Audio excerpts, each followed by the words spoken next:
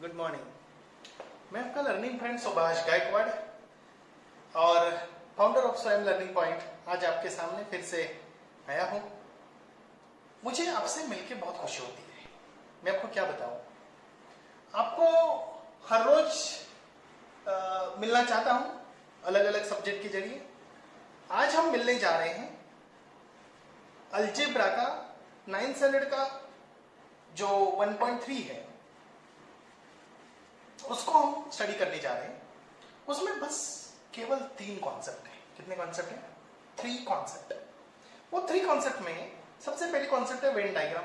क्या है Venn diagram? क्या है कि जो वेन, जॉन वेन नाम का एक मैथमेटिशियन था और उस मैथमेटिशियन ने सेट को समझाने के लिए, मतलब मान लो कि ये सेट ऑफ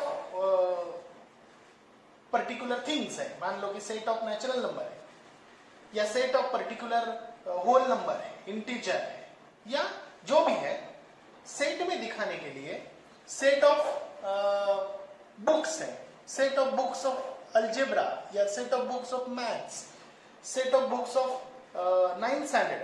तो ये सेट को मेंशन करने के लिए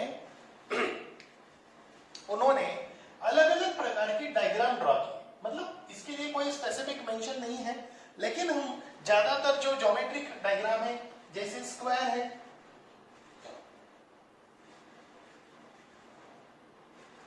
हम ये स्क्वायर है या रेक्टेंगल है, ओके, स्क्वायर है या रेक्टेंगल है, एक तो सर्कल है,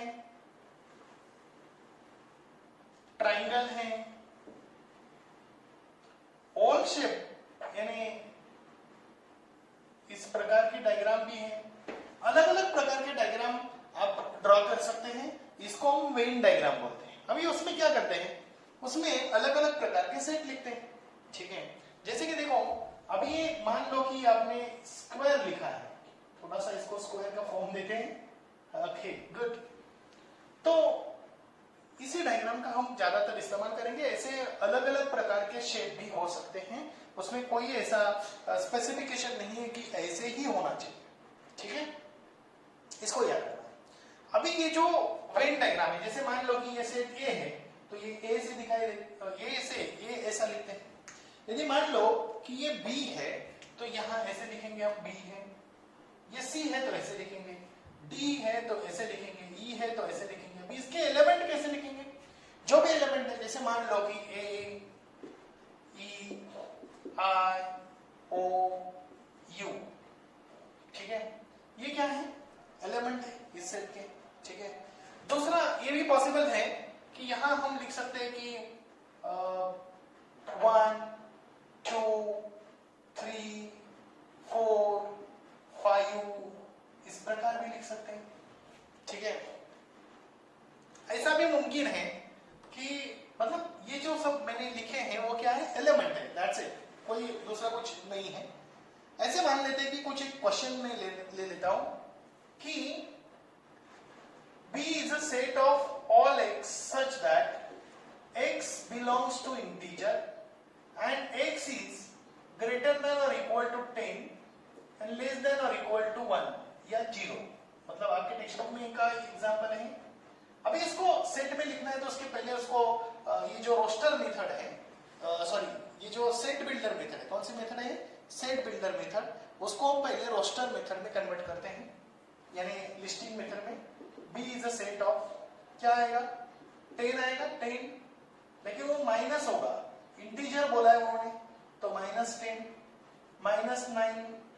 -8, -7, -6, -5, -4, -3, -2, -1 और 0 भी आएगा, क्योंकि उन्होंने इक्वल टू और लेस देन 0 बोला है। क्या बोला? x इज लेस देन और इक्वल टू 0 का मतलब 0 is included, and greater than और इक्वल टू 10 का मतलब है कि 10 इज इंक्लूडेड। इक्वल टू बोला मतलब 10 is included, but it is a -10 because it is a integer, and less than 0 बोला है। x जो है वो 0 से छोटा और 0 का बराबर है और 10 से बड़ा है। 10 यानी वो -10 रहेगा। क्या रहेगा? -10। वैसे उधर उन्होंने वैसा ही दिया है, शायद -10 ही दिया है। क्या दिया है? -10 ऐसा ही दिया है। ठीक है, अभी इसको हमने लिखा। अभी इसको क्या करते हैं, किसी भी एक डायग्राम में पुट करते हैं तो हो गया वेन डायग्राम। जैसे मान लो कि अभी ये मैं थोड़ी बड़ी डायग्राम ड्रॉ करता हूं, ये स्क्वायर रेक्टेंगल ड्रॉ किया, तो ये रेक्टेंगल में हमने इस डायग्राम को इस पर्टिकुलर b -10 -9 -8 -7 -6 -5 -4 -3 -2 -1 0 हो गया। ये क्या हो गया? इसको समझने के लिए मैं चाहे तो यहाँ इसको b और इस प्रकार लिख देता हूं। ठीक है, ये हो गया बी सेट और इसको बोलते हैं हम वेन डायग्राम। क्या बोलते हैं? वेन डायग्राम, बस, नथिंग एल्स। आया समझ में? अभी हम आगे जाते हैं। वेन डायग्राम के साथ साथ हम दूसरे डायग्राम को देखते हैं। ये बोलेंगे सर ये खाली क्यों रखा? ये मैंने बस शेप बताया आपको, इसी प्रकार के एग्जांपल्स होते हैं। ठीक है, इसको अच्छे तरीके से समझ लेना। आपके टेक्स्ट बुक का जो पेज नंबर 7 है उस पे वो कॉन्सेप्ट दी है वेन डायग्राम की। अभी हम आगे की कॉन्सेप्ट देखते हैं, सबसेट। सबसेट का मतलब क्या होता है? जैसे मान लो कि मैंने ए ऐसा सेट लिखा, ए इज अ सेट ऑफ, मैं थोड़ा सा ना ये पेन इस्तेमाल करता हूं, ए इज अ सेट ऑफ 1 2 3 4 5 6 7 8 9 10। अभी देख लीजिए मैंने क्या किया, 1 2 3 4 5 6 7 8 9 10, ये क्या है? ये सभी ऐसे एलिमेंट है कि जो ए के एलिमेंट है। अभी मैंने इधर लिखा कि B is a set of 1 3 5 7 9। देख लीजिए 1 ए में है, 3 है, 5 है, 7 है, 9 है। इसका मतलब है कि all the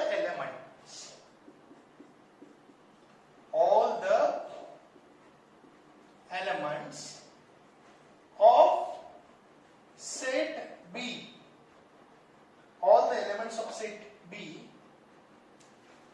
also present in set A, and therefore B is a subset of, कैसे लिखते हैं? U पता है आपको? U, अभी ये U ऐसे ऐसे, ये क्या है? U, इसको सुला देते। चलो भाई सो जाओ यहाँ, तो ये इधर मूव करके सोएगा। ओके, और ऐसे उसके नीचे थोड़ी सी एक, उसको सोने के लिए तो जगह चाहिए, ऐसे। B is a subset of A। Read कैसे करते हैं?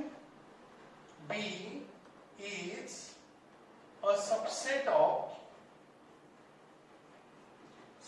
of set A। B is a, या subset B is a subset of set A, ऐसा लिखते हैं। क्या लिखते हैं? set B is a subset of, या दूसरी तरीके से ऐसा भी लिख सकते हैं, B subset A, B subset A। आया समझ में? गुड। तो ये आपको समझ आ गया कि B के सभी एलिमेंट A में है, इसका मतलब B A का सबसेट है। जैसे तुम्हारे स्कूल की बात करते हैं, तुम्हारे स्कूल के 9th स्टैंडर्ड के स्टूडेंट हैं और उसमें से एक फुटबॉल की टीम है। तो फुटबॉल की टीम में तो कुछ स्टूडेंट होंगे, सभी तो नहीं है, कुछ है। तो वो फुटबॉल की टीम तुम्हारे 9th स्टैंडर्ड की क्या है? सबसेट है। आया समझ में? बस इतना आसान है। Okay, good. तो इसी कॉन्सेप्ट को आगे लेके जाते हैं हम। तो आगे है कि कुछ एग्जांपल्स दिए हैं, सबसेट के कुछ एग्जांपल्स यहाँ बताए गए हैं, उसको हम देखते हैं। n is a set of natural number. Okay, n is a set of natural number, I is a set of integer। तो आपको पता है कि जैसे मैं आपको ये बता देता हूं, n is a set of what? Natural number। Natural number कहां से शुरू होते हैं? 1 2 3 डैश डैश डैश डैश। अभी w होल नंबर को देखिए, whole number 0 1 2 3 dash dash dash dash. Integer देखिए क्या है? -3 डैश डैश, पहले -3 -2 -1 0 1 2 3 डैश डैश डैश डैश, इधर भी डैश डैश, इधर भी डैश डैश। इसका मतलब क्या हो गया?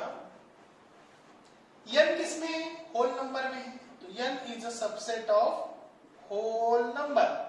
होल नंबर किसमें है? i में है, तो whole number is a subset of i। अभी i किसमें रहेगा? q में रहेगा। i is a subset of q, यानी n is a subset of q, w is also subset of q, q is what called as a rational number, rational number, okay। And rational number is a subset of set real number। What you can say that real number, जो कि हम second chapter में पढ़ने जा रहे हैं इस बार, okay. तो ये रियल नंबर है। हाँ, लेकिन एक बात याद रखना, इरेशनल नंबर भी आएगा आपको समझने के लिए।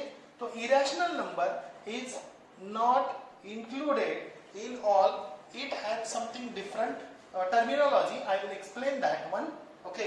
जब हम इंटरसेक्शन की बात करेंगे सेट में, अभी हम ज्यादा कॉन्सेप्ट को नहीं ले रहे, सबसेट के कॉन्सेप्ट को समझा रहे हैं। तो सबसेट के कॉन्सेप्ट को दिमाग में रखिए। n is a subset of whole natural number, is a subset of whole number, is a subset of integer, is a subset of rational number, is a subset of real number, that's it, okay। चलो आगे चलते हैं। अभी मैं यहाँ आपको subset की concept समझाई और आपको समझ में आ गया होगा। तो इसके आधार पर हम कुछ आगे की कॉन्सेप्ट में आपको समझाता हूँ, और कुछ जो रूल्स है, जैसे कि मान लो कि a जो है, A में 1 2 3 सेट है, तो A is a subset of A। क्या बोला मैंने? ये पहला रूल याद रखिए, मतलब any set is a subset of itself. क्या बोला? Any set is a subset of itself. कौन सा भी सेट अपना खुद का क्या होता है? सबसेट होता है। सेकंड, अभी मान लो कि उन्होंने बोला है कि जो यहां देखो ए यदि सेट है, मान लो कि ए सेट है, तो ए में कहीं ना कहीं जगह क्या है? खाली है। तो इसका मतलब है जो जगह खाली होती है उसको हम क्या बोलते हैं? एम्प्टी जगह।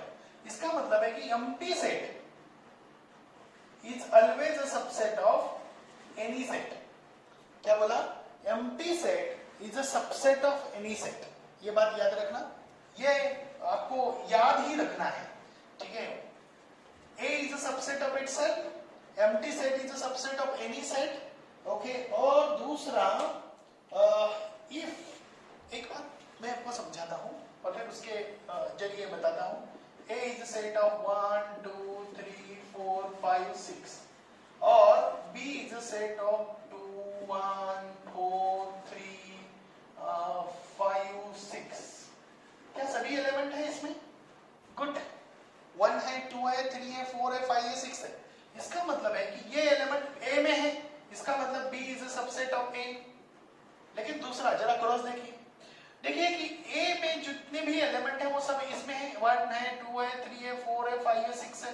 इसका मतलब है कि A is also subset of B। Therefore, in that condition A is equal to B। इससे रूल बनता है, क्या बनता है? If A is a subset of B and B is a subset of A, then A is equal to B. That's it. Okay.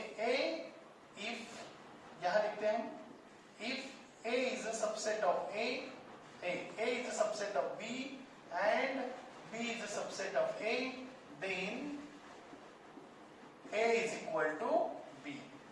और दूसरा, if A is equal to B दिया है, A is equal to B दिया है, तो इसका मतलब क्या हो जाएगा? इसका मतलब ये हो जाएगा कि A is a subset of B and B is a subset of A। ठीक है, सबसेट नाम की कॉन्सेप्ट आपको समझ में आ गई। सबसेट किसको बोलते हैं, कैसे लिखते हैं, मैं फिर से एक बार दिखाता हूं। A is a subset of B ऐसे लिखते हैं, इसको बोलते हैं सब सेट साइन। ये क्या है, सबसेट साइन है, इसको ऐसे बोलते, ऐसे लिखते, ऐसे मतलब इसको सबसेट साइन बोलते हैं। और बोलते कैसे हैं, तो A सबसेट B या A is a subset of set B, A is a subset of set B। ठीक है, मैंने आपको पहले बताया, फिर से रिपीट किया। अभी हम आगे जाते हैं और आगे की कॉन्सेप्ट है कॉम्प्लीमेंट। उसके पहले यूनिवर्सल सेट क्या है, यूनिवर्सल सेट। अभी ये यूनिवर्सल सेट क्या है कि ये मैं बताता हूं, ये अभी यहां रुक करता हूं। ये कॉन्सेप्ट आपने लिख ली होगी, और नहीं लिखी है तो वीडियो को पॉज करके उसको अच्छी तरीके से लिख लीजिए और आगे चलते हैं। आगे क्या है, मान लो कि यहां दिया है A is a set of 1 2 3 4 5 6। कितने सेट लिख सकते हो, बहुत सेट लिख सकते हैं। ओके, जैसे कि इसके कॉम्प्लीमेंट्री सेट, कॉम्प्लीमेंट्री नहीं, हम सबसेट बोल सकते हैं। क्या बोल सकते हैं उसको, सबसेट। तो जो ये क्या है, 1 2 3 4 5 6। ओके, अभी इसके सबसेट लिखने, कितने सबसेट हो सकते हैं बताओ तो। जैसे कि एक होगा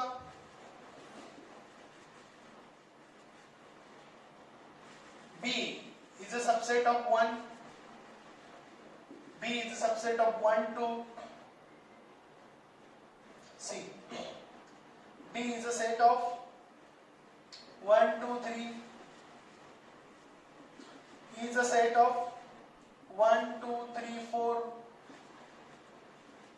अब बोलेंगे सर कैसे लिखा आपने, ये सबसेट तो है ना, 1 इसमें है तो B इसका सबसेट हो गया, C इसमें है तो इसका सबसेट हो गया।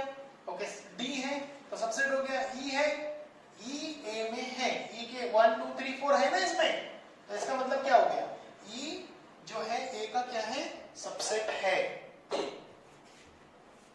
F 1 2 3 4 5 है, G 1 2 3 4 5 6 है। अब बोलेंगे सर इतने से काफी होगा, नहीं और कुछ लिख सकते हैं। H is a set of कुछ नहीं तो भी इसका सबसेट है। मैंने आपको बोला था पहले कॉन्सेप्ट को, empty set is a subset of every set. फिर I is a set of 6 है इसका set, J is a subset of है इसका set, K is a set of 5 6 है इसका सेट।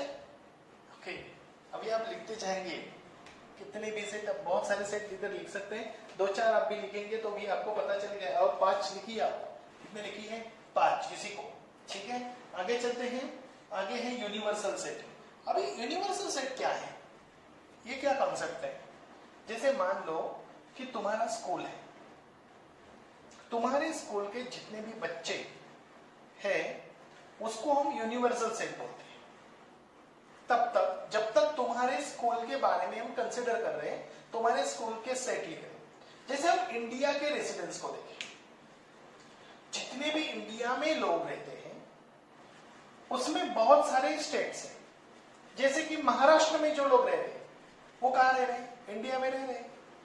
अभी नासिक में या मुंबई में या पूना या औरंगाबाद या जलगांव या अमरावती या वर्धा या किधर भी रह रहे जो लोग हैं वो कहाँ रह रहे हैं, महाराष्ट्र में रह रहे हैं, लेकिन वो इंडिया में भी रह रहे हैं। आप समझ रहे हैं।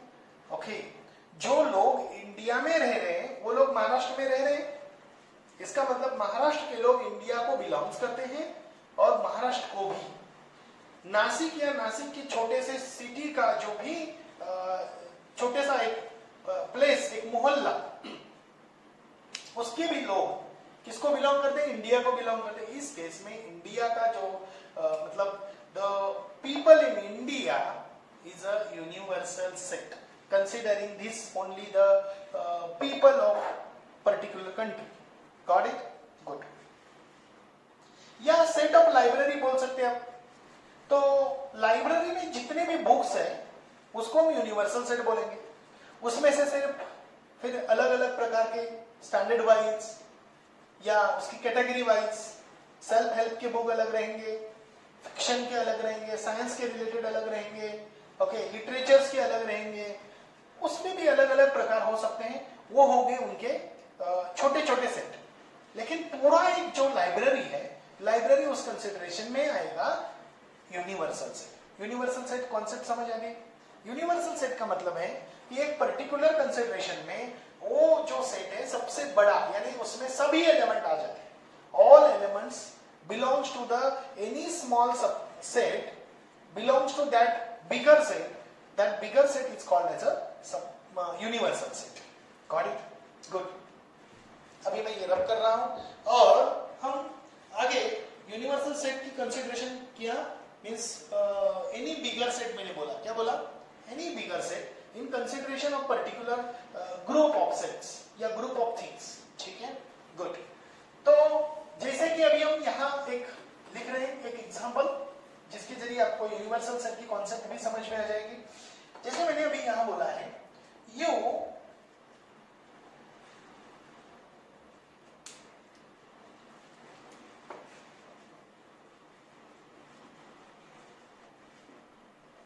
One two three 4 5 6 7 8 9 10 11 13 14 15 16 17 18 19 20। अभी देखो ये 20 एलिमेंट्स मैंने लिखे। अभी यहाँ A is a set of 2 4 6 8, अभी यहां तक। B is a set of 1 3 5 7, अभी यहां तक। अभी मुझे बताओ कि ये जो U है यूनिवर्सल सेट में, इसको हम U या यूनिवर्सल सेट क्यों बोल रहे हैं? क्योंकि A B और कुछ भी जितने भी हम सेट्स लिखेंगे ये सिर्फ U से ही निकाले जाएंगे, यानी U इस सभी में बिगर सेट है। अब समझ रहे हैं? जैसे कि n is a set of natural number, ठीक है, मैंने आपको बताया था n is a set of natural number, then w is a set of whole number, i is a set of whole integer. तो अभी यहाँ यूनिवर्सल सेट कौन सा आएगा? देखो, यदि हम इन तीनों का कंसिडरेशन करेंगे तो i जो है वो यूनिवर्सल सेट आएगा। क्यों? क्योंकि i में w भी है और n भी है। क्या बोला मैंने? i में w भी है और n भी है। इसके चलते ये जो इंटीजर है, इंटीजर में होल नंबर भी आएंगे और नेचुरल नंबर भी आएंगे। इसके कारण i इस केस में यूनिवर्सल सेट होगा। यूनिवर्सल सेट की कॉन्सेप्ट आपको समझ में आ गई है, तो हम आगे चलते हैं।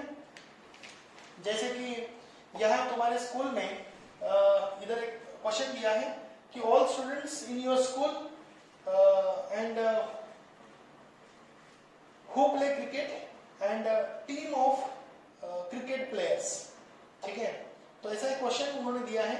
A cricket team of 15 students is to be selected from a school.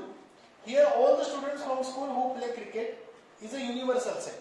जितने भी क्रिकेट खेल रहे हैं वो स्टूडेंट्स क्या हो जाएंगे तुम्हारे स्कूल के? यूनिवर्सल सेट में आ जाएंगे। अभी A team of 15 cricket players is a subset of the universal set। Okay, तो जो देखो जिसको सिलेक्ट किया गया, सब क्रिकेट खेलते हैं, सभी को लगता है मैं खेलूं, लेकिन सिलेक्ट सभी को नहीं किया जाएगा, कुछ लोगों को किया जाएगा। अभी इंडिया में कितने लोग क्रिकेट खेलते हैं? सब क्रिकेट खेलते हैं, गली में क्रिकेट खेलते हैं, ओके, ग्राउंड पे क्रिकेट खेलते हैं, सभी जगह पे क्रिकेट खेलते हैं। लेकिन चुने गए जो लोग हैं जो इंडिया को रिप्रेजेंट करते हैं इंटरनेशनली, वो तो गिने चुने। अभी उसमें से यदि सभी को छोड़ दो, जिनको सिलेक्ट किया है रिजर्व और वो सभी 15 लोगों को सिलेक्ट किया, उसमें से भी कितने लोग हैं कि जो 11 खिलाड़ी हैं उनको ही खेलना, मतलब वही खेल सकते हैं ना, तो वो हो गया सबसेट। बट उन दैट पर्टिकुलर दैट कंडीशन को कंसिडर करते हुए वहां जो जितने भी लोग मतलब खेलते हैं, क्रिकेट खेलते हैं इंडिया की तरफ से, वो सभी आएंगे यूनिवर्सल सेट में। अभी यूनिवर्सल सेट का कॉन्सेप्ट बहुत हो गया, ठीक है। उसके बाद अभी हम जाएंगे कॉम्प्लीमेंट सेट। कहा जाएंगे? कॉम्प्लीमेंट। तो अभी इसी एग्जांपल को हम लिखते हैं, देखते हैं। A is a set of 2, 4, 6, 8, 10, 12, 14, 16, 18, 20। अभी आपको यहां क्या दिख रहा है? सभी इवन नंबर्स मैंने निकाल लिए। अभी बचे क्या? Odd numbers. अभी ये ऑड नंबर यू में है, यूनिवर्स। क्या बोला मैंने? The elements, the set of elements present in a universal set, the set of elements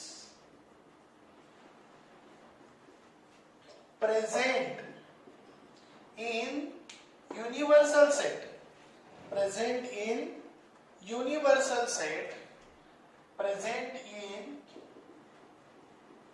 universal set, but not the set of elements present in universal set, but not in set A or any set. Okay, that set means the set of elements. It's complement of set A. और इसको लिखते कैसे हैं?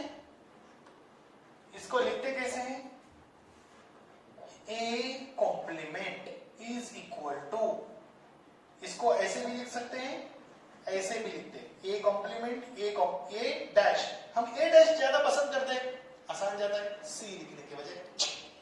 हो गया। तो 1, 3, 5, 7, 9, 11, 13, 15, 17, 19, ये क्या हो गया? सभी आ गए। 1, 2, 3, 4, 5, 6, 7, 8, 9, 10। इसका मतलब है कि सभी नंबर्स आ गए हैं और ये A कॉम्प्लीमेंट हो गया, यानी यूनिवर्सल सेट में है लेकिन A में नहीं है, तो ये दोनों क्या हो गए? A कॉम्प्लीमेंट हो गए। एक और बात, मजे की बात बताऊं आपको, ठीक है, ये कॉन्सेप्ट आपको यदि समझ में आ गई होगी, तो ये कॉम्प्लीमेंट का कॉम्प्लीमेंट निकाला तो A कॉम्प्लीमेंट का कॉम्प्लीमेंट। अब ये कॉम्प्लीमेंट का कॉम्प्लीमेंट का मतलब क्या समझा नहीं सर? ए कॉम्प्लीमेंट का कॉम्प्लीमेंट, अभी देख लीजिए, कॉम्प्लीमेंट का मतलब क्या है कि जो ए कॉम्प्लीमेंट में नहीं है लेकिन यूनिवर्सल सेट में है। जो ए कॉम्प्लीमेंट में, क्या बोला मैंने? जो ए कॉम्प्लीमेंट में नहीं है लेकिन यूनिवर्सल सेट में है, उसको हम निकाल लेते हैं और उसको निकालेंगे तो 2, 4, 6, 8, 10, 12, 14, 16, 18, 20। अरे मतलब वो सभी आ गए जो ए में है। इसका मतलब ये हो गया कि ये complement is equal to A. क्या बोला मैंने? A complement is equal to A. Complement की ये कॉन्सेप्ट आपको समझ में आ गई होगी और इसी के आधार पर आप एक्सरसाइज के एग्जांपल सॉल्व कर सकते हैं। इसके जरिए मैं कुछ एक वेन डायग्राम आपको समझाता हूं अभी तुरंत 1 मिनट में। अभी आप बोलेंगे सर इसकी वेन डायग्राम बना सकते हो आप बना सकते हैं, लेकिन दूसरे छोटे एग्जांपल की बनाएंगे। ये तो बहुत बड़ा हो गया और मैंने बहुत जगह अभी इस्तेमाल की है, तो थोड़ा खिचड़ी हो जाएगा, ठीक है। तो तुम्हारे टेक्स्ट बुक का ही एक एग्जांपल लेते हैं और जिससे वेन डायग्राम के जरिए मैं आपको यूनिवर्सल सेट या जो भी अभी क्वेश्चन आएगा, जैसे मान लो कि हम यूनिवर्सल सेट की कॉन्सेप्ट देखते थे अभी पहले कि 1 to 20, बराबर ना। तो अभी यहां क्या होगा,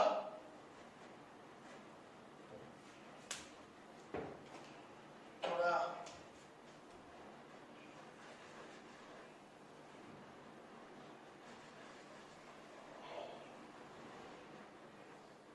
ये मान लो कि ये यूनिवर्सल सेट है, इसको यहां लिखते हैं U।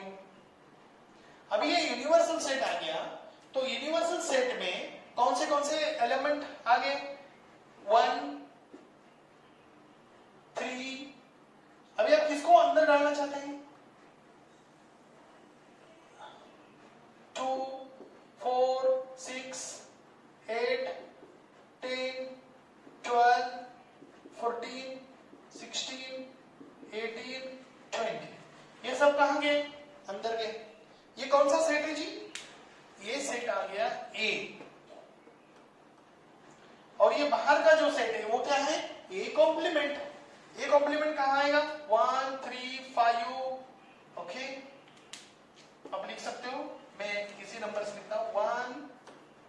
1 3 5 7 9 11 13 15 17 19। अब ये क्या हो गए? ये बाहर के सभी जो है ये क्या है? ये A कॉम्प्लीमेंट है। क्या है? A complement.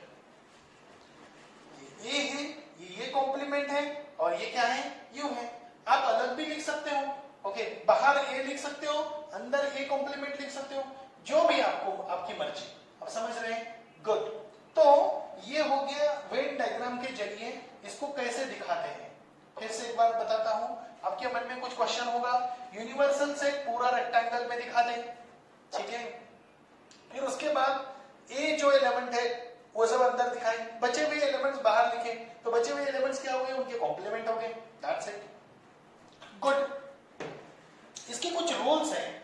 जैसे मान लो कि no elements are common in A and A complement. एक बात याद रखना, पहला सबसे इंपॉर्टेंट है, no element common in A and A complement. एक बात बताऊं मैं, इसको अलग अगले एक्सरसाइज में हम देखने ही वाले हैं, इसको मैं आपको समझाता हूं अभी। A intersection A dash is 5। इसको याद रखना, मैं ऐसे लिख के देता हूं। इंटरसेक्शन का मतलब है दोनों का कोई भी कॉमन एलिमेंट। इंटरसेक्शन का मतलब है कॉमन। अभी इधर कॉमन है कुछ भी नहीं। कुछ भी नहीं का मतलब क्या हो गया? 5। कुछ भी नहीं का मतलब क्या हो गया? 5। Got it? गुड। दूसरा, A is a subset of universal set. Okay, और A is a subset of universal set. सबसे इंपॉर्टेंट बात, A is a subset of universal set. Then A complement भी यूनिवर्सल सेट का subset रहेगा ही। ठीक है, रहेगा ना भाई, क्योंकि देखो अभी हमने देखा ये ए कॉम्प्लीमेंट भी किसका सबसेट है? यू का। और ये किसका सबसेट है? यू का। That's it. गुड। दूसरा है कि complement of universal set is empty set. क्या बोला? Complement of universal set is empty set. क्या बोला? यूनिवर्सल सेट का कॉम्प्लीमेंट, देखो ना, यूनिवर्सल सेट में जितने एलिमेंट है 1 to 20 है। अभी क्या नहीं है उसमें? क्या नहीं है? कुछ भी नहीं है। जो कुछ भी नहीं है, कुछ भी नहीं का मतलब क्या होता है? 5, यानी नल सेट। जो कुछ भी नहीं है, देखो हर जगह पे there is always a space at any place where there is no place. Hello, क्या बोला मैंने? There is always a space where there is no space। क्या बोला मैंने? आपको थोड़ा सा समझना पड़ेगा इस टॉपिक को। यूनिवर्सल सेट में 1 to 20 है, उसमें कुछ भी नहीं की जगह भी है। समझ रहे हैं? यानी उसमें पहले सबसेट के कॉन्सेप्ट को समझते हैं। सबसेट क्या है? सबसेट का मतलब है कि वो यूनिवर्सल सेट का पार्ट है, यानी कुछ भी नहीं ये यूनिवर्सल सेट का पार्ट है, यानी कुछ भी नहीं ये कॉम्प्लीमेंट हो गया यूनिवर्सल सेट के लिए। ठीक है, यदि तो भी डाउट आ गया ना तो थोड़ा चिंतन करना, क्योंकि ये चिंतन का काम है। थोड़ा चिंतन करेंगे तो समझ में आएगा और ज्यादा detail. Universal set complement is equal to 5। और दूसरा कॉन्सेप्ट है, दूसरा मतलब फोर्थ कॉन्सेप्ट है, यदि 5 का कॉम्प्लीमेंट क्या रहेगा? यूनिवर्सल सेट रहेगा। फाइव का कॉम्प्लीमेंट क्या रहेगा? फाइव का कॉम्प्लीमेंट क्या रहेगा? यूनिवर्सल सेट रहेगा। ठीक है, अब बोलेंगे मतलब complement of empty set is a universal set. लेकिन कंसीडरिंग, देखिए अभी जहां कुछ भी नहीं हम वहां कुछ भी कंसिडर कर सकते हैं। ये थोड़ा सा दिमाग के लिए आपको चर्निंग करना पड़ेगा। जब आप चर्निंग करोगे तो ये चर्निंग कैसे होगा? इस कॉन्सेप्ट को देखो, इसको आपके एक्सरसाइज में अप्लाई करो। तब तक मैं आपको एक्सरसाइज सॉल्व करके देता हूं नेक्स्ट वीडियो में। इसको मैंने सिर्फ कॉन्सेप्ट के जरिए आपको समझाया है। ये सिर्फ कॉन्सेप्ट है, Venn diagram, subset and complementary set, got it, and universal set as well. Okay, so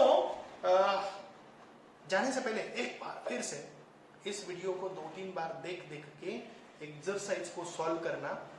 exercise जब आप सॉल्व करेंगे तब आपको पता होना चाहिए कि कौन सा एग्जाम्पल आपको नहीं आ रहा है। फिर वो जो नेक्स्ट वीडियो आएगा, नेक्स्ट वीडियो को देखना और फिर उसको रिकरेक्ट करना। Got it? पहले मन को क्वेश्चन करो, क्वेश्चन करो, थिंकिंग करो, थिंकिंग करो। ये नहीं आ रहा है, ये नहीं आ रहा है, ये नहीं समझ आ रहा है, ये कैसे आएगा, ये कैसे आएगा, इसको क्या कर सकते हैं? और उस समय यदि कोई बताता है तो फिर हाँ, ऐसा तो मैंने सोचा नहीं था, तो ऐसा सोचना चाहिए, ऐसा ब्रेन एंटर कर लेता है।